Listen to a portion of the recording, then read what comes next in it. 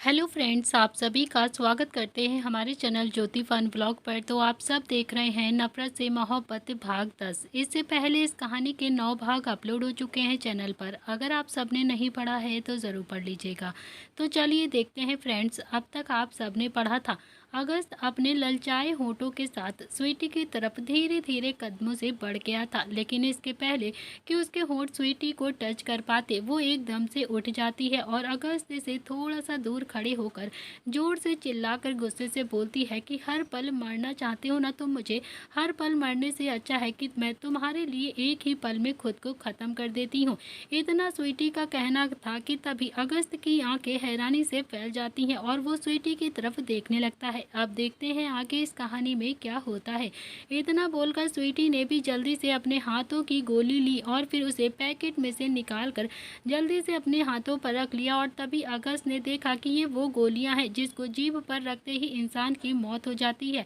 और स्वीटी वही गोली अपने हाथों में लेकर खड़ी हुई थी और अगस्त की तरफ गुस्से से देख रही थी। स्वीटी उसे जल्दी से अपने मुंह में डालने लगती है, लेकिन तभी अगस्त भी टेबल पर से कूद कर स्वीटी के पास आया और उसके हाथ में से वो गोली नीचे गिरा दी और गुस्से में स्वीटी के बालों को कसकर पकड़कर उसके बालों को खींचते हुए गुस्से से बोलता है कि तुम्हें क्या लगता है कि तुम इतनी आसानी से मुझसे दूर चली जाओगी और मैं तुम्हें अपने आप से दूर जाने दूंगा? कभी नहीं। तुम सिर्फ मेरी हो, सिर्फ अगस्त भारद्वाज की। इतना बोलकर अगस्त ने भी स्वीटी का हाथ जोर से पकड़कर उसे होटल के एक रूम में लेकर चला गया और दरवाजे को अंदर से बंद करके बोलता है कि तुम्हें लगता है ना कि मैं तुम्हें पाना चाहता हूँ, तो ठीक है, आज ये खेल ख़त्म ही कर देते हैं। आज मैं तुम्हें पूरी तरह से पा लेना चाहता हूँ। इतना बोलकर उसने स्वीटी को जोर से बिस्तर पर ढकेल दिया और खुद भी उसके ऊपर आ गया और बोलता है कि याद है ना कि तुम्हारे थप्पड़ के बाद मैंने क्या किया था तुम्हारे साथ? फिर भी तुम ये करने से पहले एक बार भी तुमने नहीं सोचा?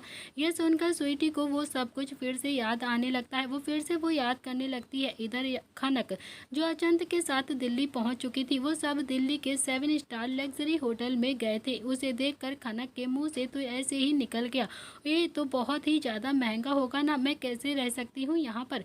खनक की ये बात सुनकर तो लकी एकदम से बोलता है कि डोंट वरी, ये सब एएसएस का है। ये सुनकर तो कुछ वक्त के लिए खनक भी एकदम से सुन्न हो गई थी और उसकी आंखें बड़ी हो गई थी। फिर वो सब अपने अपने रूम के अंदर चले गए। खनक के लिए एक बैग आ गया था जिसमें उसकी ज़रूरत का सारा सामान रखा हुआ था।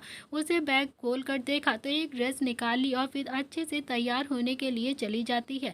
इधर अचंत भी बैठकर आराम से सिगरेट की कस ले रहा था और तभी लकी उसके पास आता है और बोलता है कि एएसएस न्यूज़ ये है कि ऋषभ को पता चल गया है कि हरीश चंद्र त्रिपाठी का ऑपरेशन नहीं हुआ है, बल्कि वो स्टेबल थे और आपके कहने पर डॉक्टर ने सबसे झूठ कहा था। और रही बात त्रिपाठी हाउस के पेपर की, तो शायद अभी पेपर का सच उसे अभी तक नहीं पता चला है। ये सुनकर तो अचंत ने भी अब अपनी सिगरेट नीचे जमीन पर गिरा दी और अपने जूते से उसे मसलते हुए थोड़ा सा गुस्से से और अकड़ के साथ बोलता है कि कोई बात नहीं, एक बार मेरा काम हो जाए बस, उसके बाद मुझे कोई भी फर्क नहीं पड़ता है, इस काम से कोई लेना देना नहीं है मुझे। इतना बोलकर वो भी उठकर सीधा वॉशरूम के अंदर चला गया और उसके जाने के बाद लकी अपने मन में बोलता है कि मुझे शालिनी मैम से बात करनी ही होगी, क्योंकि एएस ने कभी ऐसा नहीं किया था। और दूसरी तरफ ऋषभ, अगर एक बारी खनक ऋषभ के पास चली गई ना, तो चाह कर भी वो एएसएस के पास कभी भी वापस नहीं आएगी, कभी भी नहीं आ पाएगी। और ये बात वो नहीं समझ रहे हैं कि खनक उनके दिल में बस गई है, उनकी जरूरत बन गई है खनक अब उनके लिए। वो इस बात को मानना भी नहीं चाहते हैं। अब तो शालिनी मैम भी यहाँ पर नहीं है, तो कर क्यों नहीं लेते हैं खनक के साथ जबरदस्ती? लेकिन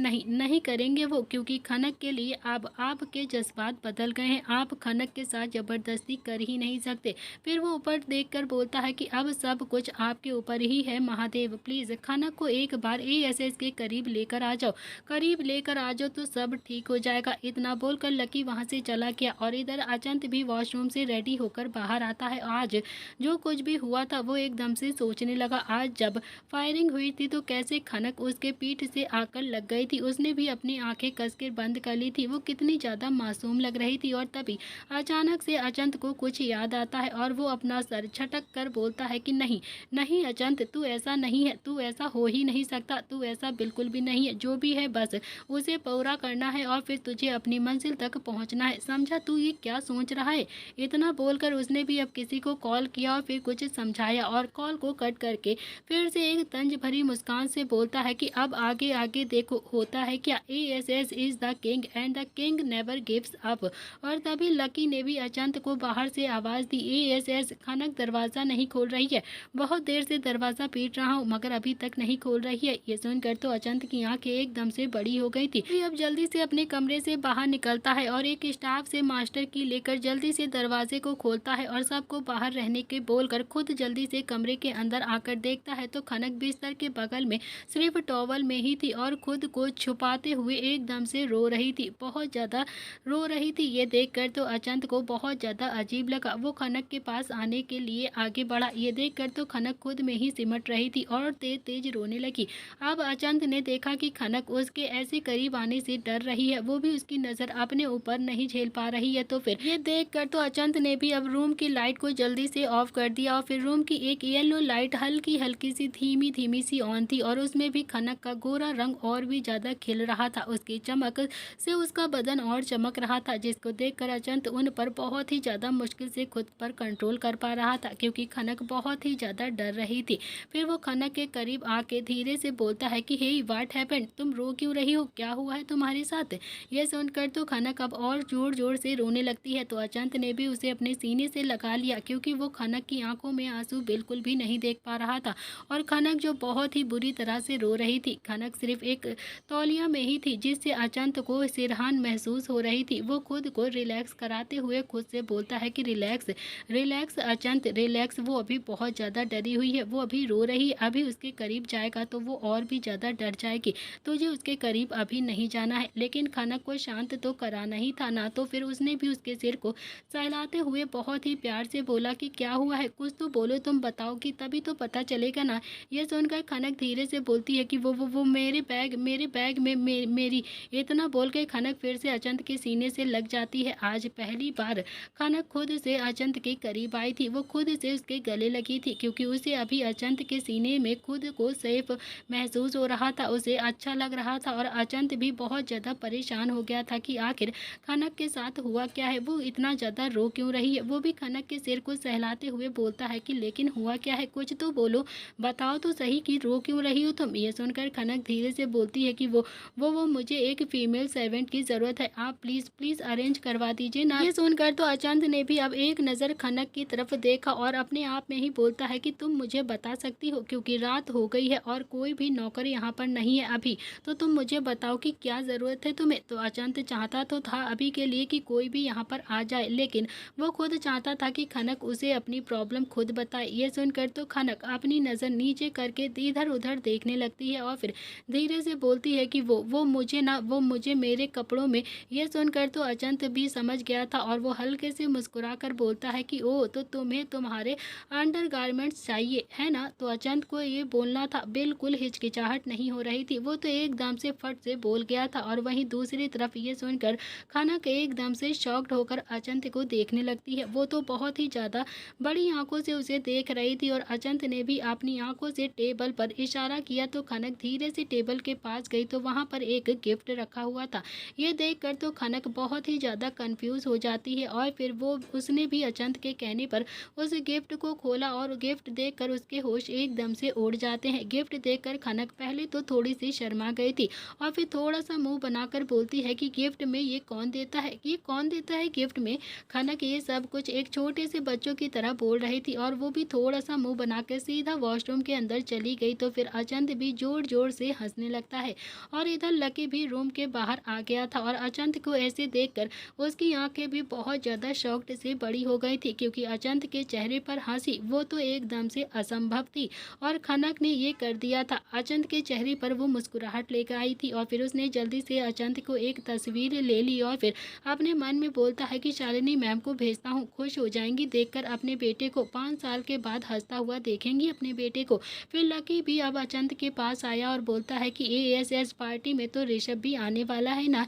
यह सुनकर अचंत फिर से एकदम से हो गया था और उसकी आंखों में गुस्सा उतर आया था। वो गुस्से से बोलता है कि कोई नहीं, अब मैं चाहता हूँ कि ऋषभ खनक को देखे और वो भी मेरे साथ।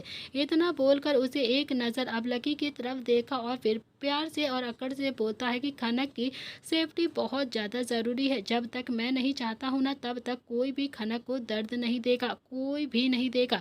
इतना बोलकर अचंत भी अब अपने रूम के अंदर चला गया और फिर उसके पीछे पीछे लकी भी चला जाता है। मगर लकी तो अभी कुछ और ही सोच रहा था। इधर त्रिपाठी हाउस में इस वक्त आज सब घर आ गए थे, लेकिन घर में अब ना तो खनक थी और ना ही स्वीटी थी। स्वीटी के बारे में तो रोहन ने सबको बता दिया था कि वो अपनी फ्रेंड को देखने गई है, लेकिन खनक खनक कहाँ पर थी ये किसी को भी नहीं पता था। ये किसी ने भी अब नहीं बताया था और अब स्वीटी के घर आने का इंतजार हो रहा था। सब स्वीटी का इंतजार कर रहे थे और इधर रोहन भी किसी से बातें कर रहा था। वो बोलता है कि मैं अपनी बहन के लिए सिर्फ तुमसे मदद ले सकता हूँ, सिर्फ तुमसे, क्योंकि मेरे पास और कोई भी मदद करने के लिए नहीं आएगा। तुम ले जाओ ना मेरी बहन को, बस वो एएसएस के हाथ नहीं जानी चाहिए। फिर कुछ वक्त के बाद ओके तुम जैसा कहोगे मैं तैयार हूँ, मुझे कोई भी प्रॉब्लम नहीं है। इतना बोलकर रोहन ने भी कॉल को कट कर दिया और फिर अपने मन में ही बड़बड़ाते हुए बोलता है कि बस बस एक बार खनक घर आ जाए, फिर वो अचंत उसकी झलक भी नहीं देख पाएगा, एक बार भी मेरी बहन को नहीं देख पाएगा वो एएसएस। इतना बोलकर वो भी एकदम से बिस्तर पर आकर सो गया। इधर अगस्त भी स्वीटी को सब याद दिला रहा था जो उसने स्वीटी के साथ पहले किया था।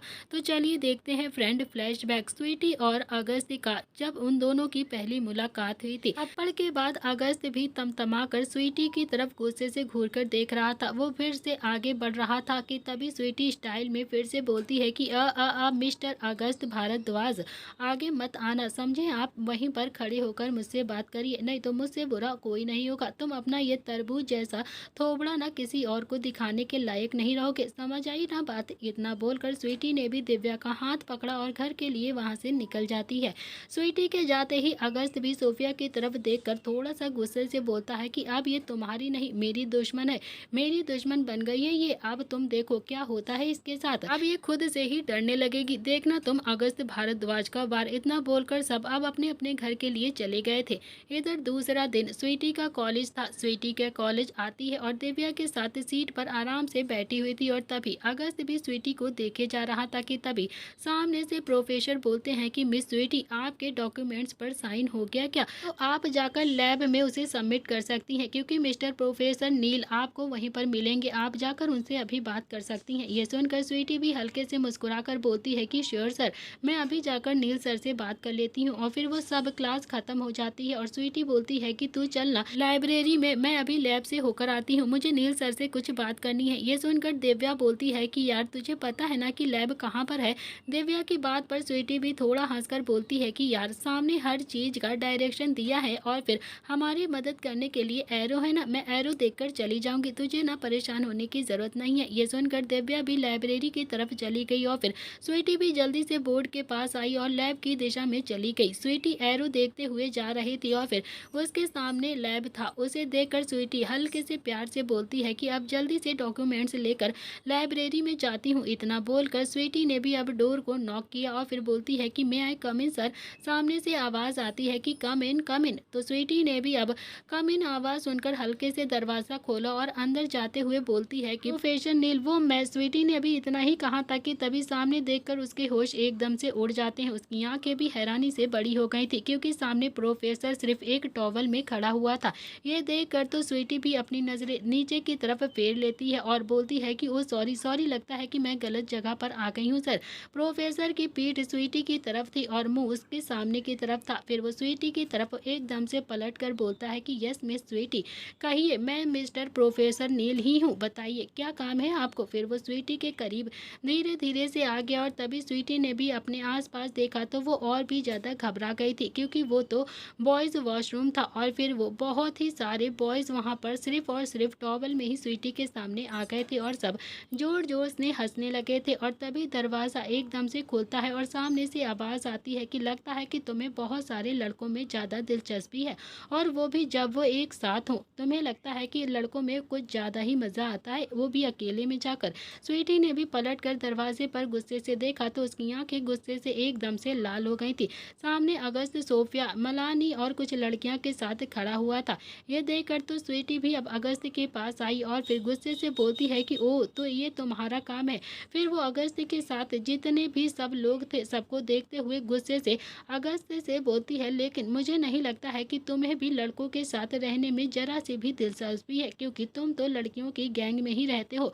लड़कियों के साथ ही रहना तुम्हारे लगता है पसंद में आता है। ये सुनकर तो अगस्त भी मुस्कुरा देता है और बोलता है कि मरती हैं लड़कियां मुझ पर, मेरी बॉडी पर, इसीलिए लड़कियां खुद मेरे पास आती हैं। स्वीटी भी तंज भरी मुस्कान के साथ बोलती है कि हाँ, तुम्हारी चप्पल से मार खाने वाले चेहरे पर जरूर सब मरती होंगी। इतना बोलकर स्वीटी भी गुस्से से वहां से जाने लगी कि तभी अगस्त बोलता है कि यार अब से ये सबकी माल है, जिसको जहां मन करे ना हाथ लगा सकता है, मुझे कोई प्रॉब्लम नहीं है। ये सुनकर तो सब जोर जोर से हंसने लगे और फिर स्वीटी की आंखों में भी आंसू आ गए थे, क्योंकि सब उसे बुरी नजरों से देख रहे थे, सब उसके ऊपर हंस रहे थे। उसने एक बार फिर से अगस्त की तरफ गुस्से से घुरकर देखा और बोलती है कि याद रखूंगी मैं। इतना बोलकर वो भी अब जल्दी से दिव्या के पास लाइब्रेरी में चली जाती है। स्वीटी की आंखों से आंसू बह रहे थे। तो दोस्तों इसी के साथ फ्लैशबैक एंड होता है और यहीं से शुरू हुई थी स्वीटी और अगस्त की दुश्मनी। स्वीटी ये सब कुछ सोच ही रही थी कि तभी अगस्त ने उसके होंठों को अपने होंठों से रब किया और फिर बोला कि मुझे तुमसे शादी करनी है, तुमसे शादी करना चाहता हूँ मैं, क्योंकि मैं तुम्हें हर रोज अपनी बॉडी के नीचे चाहता हूँ। ये सुनकर तो स्वीटी ने भी अब अपना चेहरा दूसरी तरफ गुस्से से कर लिया था और वो गुस्से से बोलती है कि तुमने मुझे सिर्फ अपनी जरूरत के लिए यहाँ पर बुलाया है, कोई डेट वेट पर नहीं बुलाया है, समझे तुम। डेट पर तो उसे बुलाया जाता है जिससे हम प्यार करते हैं, जिसके साथ हम वक्त बिताना चाहते हैं। ये सुनकर तो अगस्त को भी बहुत ज्यादा अजीब लगा था। वो तुरंत ही उठा और फिर स्वीटी को खींच कर खड़ा कर दिया और बोलता है कि अब तो हम इंटीमेट तब होंगे जब हमारी शादी होगी, समझी तुम। तब मैं कल आ रहा हूँ हरिकांत और हरिश्चंद्र मिश्रा से तुम्हें मांगने के लिए। यह सुनकर तो स्वीटी अब और भी ज़्यादा शॉक्ड हो गई थी, क्योंकि वो अगस्त से शादी बिल्कुल भी नहीं करना चाहती थी, लेकिन अभी भी वो कैसे भी करके घर जाना चाहती थी, अपने घर में सबको देखना चाहती थी। तो वो कुछ भी नहीं बोलती है और फिर अगस्त ने भी उसका हाथ पकड़कर कार में बैठ गया और फिर जल्दी से दोनों ही अब त्रिपाठी हाउस के लिए निकल जाते हैं। त्रिपाठी हाउस पहुंचने के बाद स्वीटी जल्दी से अब अंदर की तरफ जाने लगी कि तभी अगस्त ने फिर से उसका हाथ पकड़ लिया और बोला कि तुम डेट पर आई थी तो कम से कम एक किस तो करके जा सकती हो ना मुझे। स्वीटी भी धीरे से बोलती है कि मुझे घर जाना है और वैसे भी पहले ही बहुत ज़्यादा लेट हो चुका है मुझे। यह सुनकर अगस्त ने भी स्वीटी का हाथ पकड़कर उसे अपनी तरफ खींचा और फिर उसके बालों को कस के पकड़कर जबरदस्ती स्वीटी के होंठों को अपने होंठों से जोड़ दिया और उसे एक डीप किस दे दिया। स्वीटी भी अगस्त के चेस्ट पर अपने हाथ मारकर उसे दूर कर रही थी, बार बार उसे धक्का दे रही थी, लेकिन अगस्त था कि वो एक पल के लिए भी स्वीटी के होंठों को छोड़ ही नहीं रहा था। वो उससे एक डीप किस दे रहा था। 25 मिनट के बाद जब अगस्त ने पूरी तरह से स्वीटी के होंठों को किस कर लिया और फिर तब कस के होंठों को उसकी बाइट दिया और बोला कि तुम मुझे करीब आने से नहीं रोक सकती हो, क्योंकि तुम सिर्फ और सिर्फ अगस्त की हो। स्वीटी की आंखों में दर्द के आंसू आ गए थे। वो भी जल्दी से अपने घर के अंदर चली गई और उसके जाने के बाद अगस्त अकड़ के साथ बोलता है कि तुमसे शादी करना बहुत ज़्यादा ज़रूरी है, नहीं तो तुम हाथ नहीं आओगी मेरे। इतना बोलकर वो भी वहाँ से चला जाता है। और इधर स्वीटी जब घर में आती है तो उसने देखा विद्या जी और शोभा जी सामने खड़े होकर स्वीटी को ही घूर रही थी। फिर शोभा जी बोलती है कि हम में से किसी को भी नहीं पता है, लेकिन तुझे जरूर पता होगा कि खनक कहाँ पर है, तू बताएगी कि खनक कहाँ है। ये सुनकर तो स्वीटी, जो कि पहले से ही बहुत ज़्यादा परेशान थी, वो अब और भी ज़्यादा परेशान हो गई थी और फिर वो कुछ सोच कर बोलती है कि वो माँ श्रेया और तन्वी के साथ कॉलेज का कोई असाइनमेंट पूरा करने के लिए दिल्ली गई है। आपको तो पता है ना कि उसका राजनीति विज्ञान में कितना ज़्यादा समस्या है, कितना ज़्यादा उसको अच्छा लगता है। ये सुनकर तो अब सौम्या भी एकदम से राहत की सांस लेती हैं और बोलती हैं कि अच्छा तो ठीक है, श्रेया और तन्वी के साथ है तो कोई बात नहीं, तू भी ना जल्दी से अपने रूम में जा और आराम कर ले। शोभा जी की बात मानकर स्वीटी भी जल्दी से अपने रूम के अंदर चली गई थी। आज स्वीटी के झूठ बोलने वाली कला की वजह से ही खनक बच गई थी। सुबह का वक्त हो चला था। दिल्ली सिटी में एएसएस के होटल का कमरा। अचंत सुबह उठा और फिर सीधा वॉशरूम के अंदर चला गया और फिर तैयार होकर आराम से मीटिंग के लिए बाहर की तरफ चला जाता है। इधर ऋषभ भी सब अरेंज कर रहा था, क्योंकि आज खनक आने वाली थी और वो चिल्लाकर अपने आप में ही बोले जा रहा था कि सब अच्छे से डेकोरेशन करो, सब डेकोरेशन मेरी खनक की पसंद की होनी चाहिए, क्योंकि आज सिर्फ वो आएगी, फिर वापस कभी भी नहीं जाएगी, ऋषभ की होकर रहेगी वो। और तभी सौरभ उसके पास आया और बोलता है है कि एएसएस ने सेफ्टी बहुत ही ज़्यादा टाइट रखी है, खनक के लिए बहुत ही जोखिम है ऋषभ इसमें। ये सुनकर तो ऋषभ मुस्कुरा देता है और बोलता है कि भाई आप जानते हो ना कि अगर अचंत कमीना है तो फिर मैं उससे डबल कमीना हूँ, आने तो दो बस उसे एक बार मेरी खनक के साथ। आज पहली बार अपनी खनक को देखूंगा मैं। इतना बोलकर ऋषभ अपने रूम के अंदर चला गया और फिर शाम का वक्त हो चला था। अचंत का होटल, खनक का कमरा। खनक बहुत ही ज़्यादा खुश हो रही थी क्योंकि आज सुबह से अचंत उसके करीब नहीं आया था, एक बार भी वो उसके पास नहीं आया था। और तभी एक मेड आती है और खनक के सामने एक बॉक्स रखकर बोलती है कि मैम, चीफ ने आपको तैयार होने के लिए बोला है, पार्टी में जाना है आज आपको। इतना बोलकर मेड वहाँ से चुपचाप चली गई और खनक कुछ सोचकर बोलती है कि ये मुझे पार्टी में क्यों लेकर जाना चाहते हैं, लेकिन फिर भी वो अपना सर झटक कर सीधा वॉशरूम के अंदर चली गई। और इधर अचंत भी आराम से रेडी हो गया था और अपने मन में बोले जा रहा था कि खनक भी रेडी हो गई होगी, अब आज खनक की वजह से मेरा सपना पूरा होगा, मेरा सपना पूरा होने जा रहा है। इतना बोलकर वो खनक के रूम में गया तो देखा कि दरवाज़ा हल्का सा खुला हुआ था। ये देखकर अचंत भी थोड़ा सा इरिटेट होकर गुस्से से बोलता है कि ये लड़की भी ना कभी भी दरवाज़ा बंद नहीं रख सकती है, हमेशा बस सारे काम दरवाजे खोल के ही करने होते हैं। इतना बोलकर वो सीधा कमरे के अंदर खनक खनक चिल्लाते हुए आ गया, लेकिन सामने देखकर शांत हो जाता है। खनक मिरर के सामने डार्क सी ग्रीन साड़ी, ब्लैक ब्लाउज में, हाथों में ग्रीन ग्रीन वेलवेट की चूड़ियाँ और कानों में हरे रंग के झुमके और पूरा सेट एकदम से तैयार हो चुकी थी। अपने बालों को एकदम से कर्ली करके आगे किया हुआ था, जिससे उसकी गोरी गोरी पीठ हरे रंग में एकदम से खिलकर आ रही थी। ये देखकर तो अचंत भी अपना सलाइवा गटकते हुए बोलता है कि ये लड़की मुझे एकदम से सेड्यूस करने के लिए एक भी मौका नहीं छोड़ती है, हमेशा मुझे अपने करीब खींचती है। और तभी खनक भी अचंत की तरफ पलट गई, लेकिन वो अभी भी अपनी साड़ी को ही देख रही थी। उसने अपना पल्लू तोड़ कर अपने कंधे पर रख लिया था क्योंकि बार बार उसे सरकना पड़ रहा था और उसे उठाना पड़ रहा था, जिससे उसके दूध जैसी गोरी कमर अचंत के सामने आ चुकी थी। खनक अपनी साड़ी को सही कर रही थी कि तभी उसे ऐसा लगे कि जैसे उसके सामने कोई है, तो उसने भी जल्दी से सामने की तरफ अपनी आंख उठाकर देखा तो अचंत को सामने देखकर खनक ने भी जल्दी से अपनी साड़ी फैला दी और फिर तभी अचंत भी उसके सामने आया और खनक की साड़ी को उसके पल्लू के सामने से हटाकर अपनी उंगलियों को फेरने लगता है और खनक की तरफ देखकर एक तंज भरी मुस्कान के साथ बोलता है कि you looking very very sexy. ये सुनकर तो खनक की नजरें एकदम से नीचे हो गई थी और अचंत जो खनक को किस करना चाहता था, उसके करीब जाना चाहता था, लेकिन तभी उसके फ़ोन पर कोई नोटिफिकेशन आता है, इसीलिए उसने भी खुद पर कंट्रोल किया और फिर बोलता है कि लेट्स गो, अब हमें जाना पड़ेगा। आज अचंत बहुत ही ज़्यादा खुश हो रहा था, वो अपने मन में ही बोल रहा था कि किसी को नहीं छोड़ूंगा मैं, किसी को भी नहीं। फिर सब कार में आकर बैठे और पार्टी के लिए निकल जाते हैं। इधर ऋषभ भी गेट की तरफ ही देखे जा रहा था कि तभी मिस्टर मेहता आ गए और ऋषभ को अपने न्यू प्रोजेक्ट के बारे में, न्यू बिजनेस के बारे में बताने लगते हैं। इधर तभी खनक भी पार्टी में आ जाती है। खनक को देखकर जितने भी वहाँ पर बैचलर बिजनेसमैन आए हुए थे, मॉडल्स आए हुए थे, सब की नज़र तो अब उस पर ही आकर टिक गई थी। जिसके पास खुद की गर्लफ्रेंड भी थी, वो भी अब खनक को अपनी नज़रों से हटा नहीं पा रहा था। खनक का सेक्सी लुक देखकर हर कोई उसके बारे में जानने के लिए सोच रहा था, हर कोई इसके करीब जाना चाहता था। कहीं पर कोई अपना दिल लेकर खड़ा था तो किसी की गंदी नज़रें खनक की कमर और उसके होठों को देखे जा रही थी।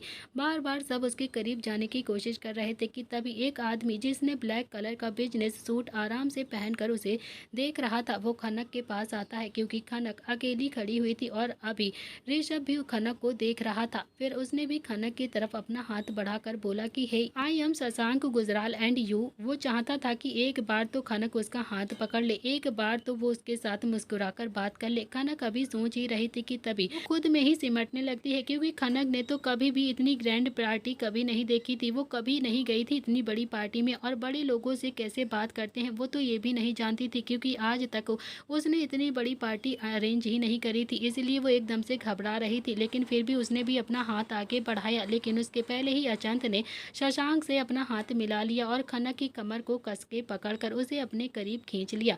ये देखकर तो खनक एकदम से शॉक्ड होकर अचंत की तरफ देखने लगती है क्योंकि इतने लोगों के सामने अचंत ने उसे ऐसे पकड़ा था जैसे सच में वो उसकी बीवी हो। फिर अचंत भी अब एक औरत के साथ खनक की तरफ देखते हुए बहुत ही अकड़ के साथ बोलता है कि hey Shashank, she is my girlfriend and to be Mrs Achant Singh Shekhawat. Achant अभी ये सब कुछ इतनी जोर से बोल रहा था कि ताकि वहाँ पर सब लोग सुन ले, सब लोग उसकी बातों को सुन रहे थे। ऐसा लग रहा था कि जैसे वो एक अनाउंसमेंट कर रहा हो कि वो अब अपनी गर्लफ्रेंड से सबको मिलवाना चाहता है। इधर ये सब कुछ सुनकर तो ऋषभ ने भी भी अपनी मुट्ठी कसकर बंद कर ली थी, अपने दांतों को पीसने लगा था। वो अचंत की तरफ आगे बढ़ ही रहा था कि तभी सौरभ ने उसका हाथ पकड़ लिया और फिर उसे शांत करवाते हुए बोलता है कि ऋषु, अभी कितनी सारी मीडिया यहाँ पर आई है, अभी कोई भी तमाशा नहीं करना है तुझे, और खनक ने तुझे देखा भी नहीं है, इसीलिए तुझे खुद पर कंट्रोल करना पड़ेगा। अभी खुद पर कंट्रोल कर, बस कुछ वक्त और है एंड आई प्रॉमिस खनक तेरे पास जरूर होगी। ये सुनकर तो ऋषभ भी अब थोड़ा सा शांत हो गया था और इधर मीडिया के कुछ लोग अचंत को एक लड़की के साथ देखकर तरह तरह की बातें बना रहे थे और कुछ लोग तो बहुत ज़्यादा शॉक्ड भी थे, क्योंकि जहाँ तक वो जानते थे कि अचंत लड़कियों से बहुत ज़्यादा दूर रहता है, उसे लड़कियों में बिल्कुल इंटरेस्ट नहीं है, लेकिन फिर भी के साथ आज एक लड़की थी। किसी के अंदर इतनी हिम्मत नहीं हो रही थी कि वो अचंत के सामने कैमरा लेकर आए और कोई भी सवाल कर ले, लेकिन सबको कुछ ना कुछ खबर तो चाहिए थी कि यहाँ पर अभी क्या हो रहा है, और किसी को भी नहीं पता था कि आज कितनी बड़ी न्यूज़ मिलने वाली है यहाँ पर। इधर शशांक भी बहुत देर तक अब खनक को ऐसे ही घूर रहा था और ये बात अचंत भी बहुत देर से देख रहा था। भले ही ये काम शशांक ने अचंत से छुपा कर किया हो, लेकिन अचंत से तो कोई चीज़ छुप नहीं सकती थी। अचंत को एक भी नज़र में सब चीज़ पता चल जाती थी। सब लड़कियों की नज़र तो भी खनक पर ही थी। इतनी कोशिश करने के बाद भी अचंत ने किसी की तरफ भी आंख उठाकर नहीं देखा था और आज उसके हाथ खनक के कमर से हट ही नहीं रहे थे। और इधर खनक भी अपनी नज़रें झुकाकर बार बार अचंत के हाथों को अपनी कमर से हटाने के लिए अपनी उंगलियों को अपने नाखूनों से नोच रही थी। बार बार उसे गुस्सा आ रहा था कि अचंत कब उसकी कमर को छोड़ेगा, लेकिन अचंत की पकड़ खनक पर इतनी ज़्यादा मजबूत हो रही थी कि जैसे अब तो वो उसे खुद से दूर करेगा ही नहीं। और अब ऋषभ से भी सह नहीं रहा था, उसे भी पहले ही देखा था कि सौरभ किसी से कुछ बात कर रहा है और ये देखकर वो भी जल्दी से अब अच्छी तरह से और खनक के सामने आ गया और फिर खनक को देखते हुए बोलता है कि हेलो मिस खनक। खनक ने एक नज़र ऋषभ की तरफ देखा तो वो एकदम से थोड़ा सा घबरा जाती है, क्योंकि ऋषभ की नज़रें खनक को ऐसे घूर रही थी कि जैसे अगर खनक मिल जाएगी तो वो उसे कच्चा खा जाएगा, उसे कच्चा चबा जाएगा। उसकी नज़रें उसे बहुत ज़्यादा अजीब सा फील करा रही थी। उसने ऐसे देखकर खनक हल्का सा अचंत के पीछे हो जाती है और ये देखकर अचंत ने भी खनक को फिर से अपने सामने किया और अपने सीने से लगा लिया और बोलता है कि क्या हुआ है बेबी, मैं हूं ना तुम्हारे साथ, मैं तुम्हें मिला देता हूं। फिर वो ऋषभ की तरफ देखकर बहुत ही अकड़ के साथ बोलता है कि ये हैं शहर के जाने माने बिजनेसमैन और एक नंबर के छिछोरे। ये सुनकर तो खनक एक नज़र ऋषभ को देखती, जो कि अभी खा जाने वाली नज़रों से अचंत को घूर रहा था। लेकिन इसके पहले अभी ऋषभ कुछ भी कहता खनक से, अचंत खनक को लेकर सीधा मिस्टर मेहता जी के पास लेकर आ गया और सब लोग आपस में बातें करने लगते हैं। खनक भी अब उन लोगों से थोड़ी थोड़ी हाँ में हाँ मिला रही थी। पार्टी भी चल रही थी और सब खनक और अचंत को ही देखे जा रहे थे। सब अंदर ही अंदर गॉसिप कर रहे थे। कोई घुसुर पुसुर कर रहा था कि अचंत के साथ ये लड़की आ कैसे गई, और तभी अचंत के फ़ोन पर अगस्त का कॉल आने लगा। ये देखकर तो अचंत ने भी एक नज़र खनक की तरफ देखा और फिर दूर खड़े होकर लकी को खनक का ध्यान रखने का इशारा किया और कॉल को अटेंड करने के लिए बाहर की तरफ चला जाता है। खनक सिर्फ और सिर्फ मेहता जी से बातें कर रही थी, क्योंकि बाकी सब से बातें करने में खनक को बहुत ही ज़्यादा अजीब लग रहा था, क्योंकि सब उसे बहुत ही गंदी नज़रों से और अजीब तरीके से घूर रहे थे, क्योंकि सब कहीं और देखते और कुछ और ही बोल रहे थे, देख कहीं और रहे थे और बोल कहीं और रहे थे। फिर वो किसी को जानती भी नहीं थी वहाँ पर। इधर लकी की नज़र भी खनक पर ही थी और तभी एक लड़की उसके पास आती है और बोलती है कि प्लीज़ आप मेरी एक मदद कर दीजिए ना। लकी को अपना काम करना था, लेकिन उसने देखा कि सच में लड़की को उसकी ज़रूरत थी। कुछ लड़के उसे बहुत ज़्यादा अजीब तरीके से घूर रहे थे और कहीं ना कहीं परेशान भी कर रहे थे। उसने एक नज़र खनक की तरफ देखा, जो कि अभी भी मेहता जी के पास खड़ी होकर उनसे बातें कर रही थी, और फिर वो लड़कियों की तरफ चला जाता है उस लड़की की मदद करने के लिए। लड़कों के पास आकर उसके बिना सोचे समझे एक बात कहा कि आप सबको कुछ लड़कियां बाहर बुला रही हैं। यह सुनकर तो लड़के एकदम से खुश हो जाते हैं और फिर बाहर की तरफ चले गए। और फिर लकी ने भी अपने आदमियों को कॉल किया और बोला कि बाहर कुछ लड़के गए हैं, कुछ खातिरदारी करो उनकी, और क्योंकि शायद पार्टी में उनको मज़ा नहीं आ रहा है ना, तो खातिरदार तुम लोगों को ही अब खातिरदारी करनी पड़ेगी। इतना बोलकर लकी ने कॉल को कट कर दिया और खनक को देखने लगा, लेकिन खनक अब कहीं नज़र नहीं आ रही थी। खनक तो वहाँ से गायब हो चुकी थी। यह देखकर तो लकी भी बहुत ज़्यादा घबरा गया था, उसके चेहरे पर भी पसीना आ गया था। मेहता जी के पास आता है और घबराती हुई आवाज़ में बोलता है कि मेहता जी अभी खनक यहाँ पर थी ना, खनक कहाँ पर गई, आपसे बातें कर रही थी ना। मेहता जी भी सोचते हुए बोलते हैं कि वो मुझसे बात कर रही थी कि तभी एक लड़की उसे अपने साथ लेकर चली गई, मुझे लगा कि वो आपकी दोस्त है, इसीलिए मैंने उन्हें जाने दिया। यह सुनकर तो लकी बोलता है कि ऐसे कैसे हो सकता है मेहता जी, आप ऐसे कैसे बोल सकते हैं, खनक यहाँ पर थी ना, किसी को वो जानती भी नहीं है यहाँ पर, तो किसके साथ जा सकती है। लकी इधर उधर देख रहा था कि तभी अचंत भी पार्टी में वापस आ गया और फिर खनक को देखने लगता है। इधर अचंत को देख के लकी की हालत अब और भी ज़्यादा बुरी हो गई थी। खनक को ना देखकर अचंत ने लकी की तरफ देखा और फिर धमकाने वाले टोन में बोला कि वेयर इज खनक, कहाँ पर है खनक। ये सुनकर तो लकी भी एकदम से घबरा कर बोलता है कि सॉरी सर, सॉरी एएसएस, मैं थोड़ी देर के लिए गया था और खनक किसी लड़की के साथ कहीं चली गई है और अभी ढूंढ रहा हूँ तो मिल भी नहीं रही है। ये सुनकर तो अचंत की आंखें हैरानी से और बड़ी हो गई थी और चेहरे पर एकदम से गुस्सा आ गया था। वो लकी का कॉलर पकड़कर गुस्से से बोलता है कि क्या मतलब है, क्या मतलब है, तुम गए थे और खनक चली गई, कहाँ चली गई खनक, कहाँ गई खनक, ढूंढो खनक को। अचंत के ऐसे बिहेवियर करने से अचंत को सब देखने लगते हैं और मेहता जी भी वहाँ पर आके और लकी को छुड़ाकर बोलते हैं कि एएसएस सब तुम्हें देख रहे हैं, ये तुम क्या कर रहे हो, छोड़ो इसे, छोड़ो। ये सुनकर तो अचंत ने भी देखा तो सच में सब उसे ही घूर घूर कर देख रहे थे। उसने भी लकी को छोड़ दिया और फिर धीरे से बोलता है कि खनक चाहिए मुझे, अभी के अभी मुझे खनक चाहिए, ला कर दो मुझे खनक को, समझे तुम। इतना बोलकर वो खुद खनक को देखने लगता है और इधर लकी भी सब जगह खनक को ढूंढ रहा था और तभी उसके दिमाग में कुछ एकदम से आता है और वो अचंत के पास आकर बोलता है कि एएसएस वो ऋषभ भी नहीं है पार्टी में, मुझे लगता है कि शायद ऋषभ तो खनक को लेकर नहीं चला गया। ये सुनकर तो अचंत की आंखें अब और भी ज़्यादा बड़ी हो गई थी। वो लकी को गुस्से से घूरने लगा और बोलता है कि जल्दी करो, जल्दी करो। ये सुनकर लकी ने भी अब अचंत को पकड़ लिया और बोलता है कि कहाँ करने जा रहे हैं आप, क्यों खोज रहे हैं आप, बोलिए ना, यही तो चाहते थे ना आप, तो फिर अब क्यों ढूंढ रहे हैं खनक को। ये सुनकर तो अचंत के कदम एकदम से रुक गए थे और वो भी पलट कर बोलता है कि जितना बोला है वो करो, समझे तुम, खनक को कुछ भी नहीं होना चाहिए, कुछ भी नहीं, मैं नहीं चाहता था। इतना बोलकर अचंत फिर से खनक को खोजने लगता है और लकी भी उसके साथ खोजने लगता है। इधर एक बड़ा सा कमरे में खनक लड़कियों के साथ आ गई थी और वो बोलती है कि क्या मदद चाहिए थी आपको मुझसे, बताइए ना, मैं कैसे हेल्प कर सकती हूँ आपको। और तभी रूम का दरवाज़ा बंद हुआ और आवाज़ आती है कि कब से तुम्हारा इंतज़ार कर रहा था मैं। ये सुनकर तो खनक एकदम से घबरा गई और पलट कर देखती है तो सामने ऋषभ खड़ा हुआ था। वो घबराहट के मारे बोलती है कि वो आप मैं यहाँ पर क्या कर रहे हैं आप। ये सुनकर तो ऋषभ एक शैतानी मुस्कुराहट के साथ बोलता है कि तुम्हारे लिए ही तो मैं ऑस्ट्रेलिया से भारत आया हूँ, तुमसे मिलने के लिए, तुम्हें देखने के लिए, और तुम ऐसे बातें कर रही हो मुझसे, तुम्हें मेरे साथ चलना होगा अभी के अभी। ये सुनकर तो खनक अब अपने मन में ही बोलती है कि खनक, खनक तू डर क्यों रही है, तू इससे क्यों डर रही है, तुझे नहीं डरना है उसके सामने, तेरी कोई मजबूरी नहीं है, समझी तू, तुझे इससे बिल्कुल नहीं डरना है। फिर खनक भी हिम्मत जुटाकर बोलती है कि मुझे जाने दो, नहीं तो मुंह तोड़ दूंगी तुम्हारा, समझे तुम। यह सुनकर तो ऋषभ भी जोर जोर से हंसने लगता है जैसे कि खनक को कोई जोक सुना रही हो उसे। वो भी थोड़ा सा एकदम अचानक से सख्त हो गया और अपनी शर्ट को फाड़कर अपनी बॉडी से अलग कर देता है। उसकी बॉडी इतनी ज़्यादा सख्त थी कि ऐसा लग रहा था कि जैसे वो कोई फाइटर हो। उसके अचानक ऐसा करते ही देखकर अचानक से खनक भी बहुत ज़्यादा डर के मारे पीछे हो जाती है और तभी एक झटके में ऋषभ उसके करीब आ गया और फिर उसे कमर से पकड़कर बिस्तर पर ढकेल देता है और फिर खुद उसके ऊपर आ जाता है। फिर वो उसकी साड़ी को अलग करने लगा।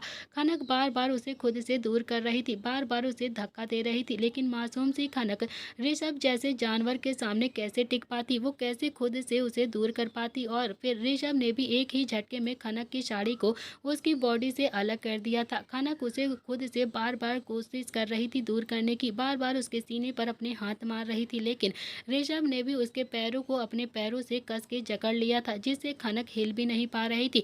खनक तो बस तेज तेज चिल्ला रही थी और रोई जा रही थी। फिर वो खनक के गालों को कस के पकड़ कर बोलता है कि बहुत इंतज़ार किया है, बहुत इंतज़ार किया है मैंने इस वक्त का, जब से तुम्हारी एक झलक देखी है ना मुंबई के टूर्नामेंट में, तब से तुम्हारा सरफिरा आशिक बन गया हूँ मैं, तब से तुम्हारा सरफिरा आशिक बनकर घूम रहा हूँ मैं। लेकिन मुझे नहीं पता था कि तुम इतनी ज़्यादा खूबसूरत निकलोगी, तुम्हारी खूबसूरती तो उस दिन से भी ज़्यादा आज निखर कर आई है। इतना बोलकर वो अपने दांत पीसने लगता है, दांतों से खनक के गर्दन पर बाइट करने लगता है। खनक को बहुत तेज दर्द हो रहा था, उससे भी अब आंसू गिरने लगते हैं, लेकिन ऋषभ इतना ज़्यादा हैवी था उसके सामने कि वो उसे हिला भी नहीं पा रही थी। ऋषभ बहुत तेज तेज उसे बाइट कर रहा था। वो रोते हुए अपने मन में बोलती है कि हे महादेव, प्लीज़ मुझे बचा लीजिए, प्लीज़ प्लीज़ बचा लीजिए, अगर यही मेरा अंत है तो फिर मुझे इसके गंदे हाथों से बचा लीजिए मुझे महादेव, प्लीज़ आइए मेरी मदद करिए। फिर उसने भी अपनी आंखें कसकर बंद कर ली और अपने परिवार को याद करने लगती है और ऐसे ही उसके मुंह से एकदम से निकल गया अचंत, अचंत कहाँ पर हैं आप। और इधर अचंत की इतनी बुरी हालत हो गई थी कि वो बता भी नहीं सकता था। उसकी आंखों में गुस्सा एकदम लाल बनकर अंगारे की तरह उबल रहा था और अब उसकी धड़कनें भी बढ़ने लगी थी। उसने एक नज़र लकी की तरफ घूर कर देखा और बोला कि अगर आज खनक को कुछ हो गया ना तो फिर कोई भी नहीं बचेगा, कुछ भी नहीं बचेगा, सब खत्म कर दूंगा, सब कुछ खत्म होगा।